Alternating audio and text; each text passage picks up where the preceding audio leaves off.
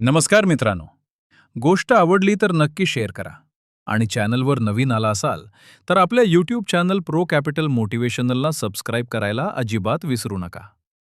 मित्रांनो, राज्यात सध्या एका मागोमाग एक असे धक्कादायक खुलासे समोर येत आहेत आणि प्रत्येक नवीन बातमी मागच्या बातमीपेक्षा जास्त हादरवणारी ठरत आहे.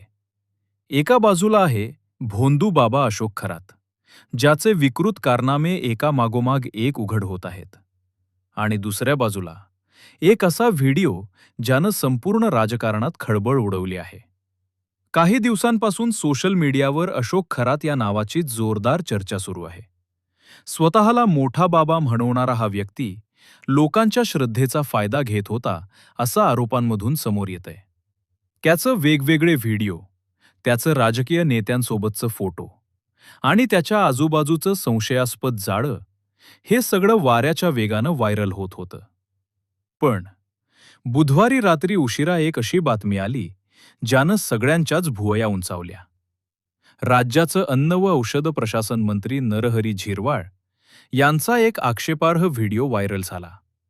आधी लोकांना वाटलं ही फक्त अफवा असेल, पण जेव्हा हा व्हिडिओ माध्यमांपर्यंत पोहोचला तेव्हा परिस्थिती पूर्णपणे बदलली.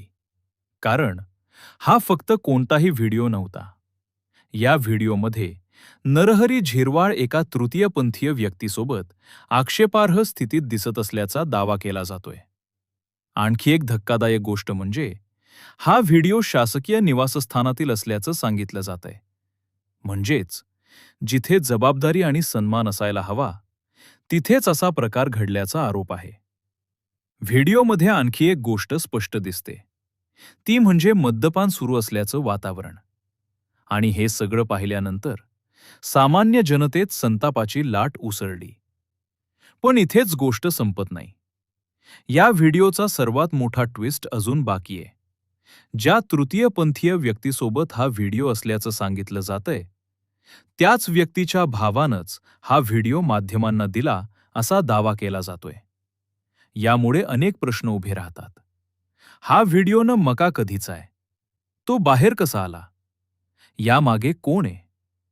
आणि सगळ्यात महत्त्वाचं म्हणजे हे सगळं खरं आहे का, की कोणीतरी कट रचलाय? दरम्यान या सगळ्या प्रकरणामुळे राजकीय वातावरण तापायला सुरुवात झालीय. विरोधकांनी थेट नरहरी झिरवाळ यांच्या राजीनाम्याची मागणी केलीय.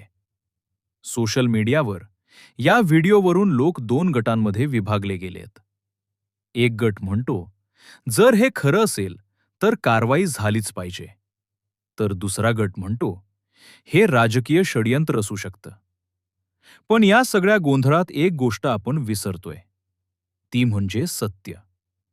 आजच्या डिजिटल युगात एखादा व्हिडिओ व्हायरल होणं खूप सोपं आहे, पण त्या व्हिडिओमागचं खरं वास्तव समजून घेणं हेच सगळ्यात कठीण आहे. कदाचित हा व्हिडिओ खरा असेल, कदाचित एडिट केलेला असेल, कदाचित यामागे मोठं राजकारण असेल, पण जोपर्यंत अधिकृत चौकशी होत नाही तोपर्यंत निष्कर्ष काढणं धोकादायक ठरू शकतं. म्हणूनच प्रत्येक व्हायरल गोष्टीवर विश्वास ठेवण्यापूर्वी थोडा विचार करा, प्रश्न विचारा आणि सत्य शोधण्याचा प्रयत्न करा.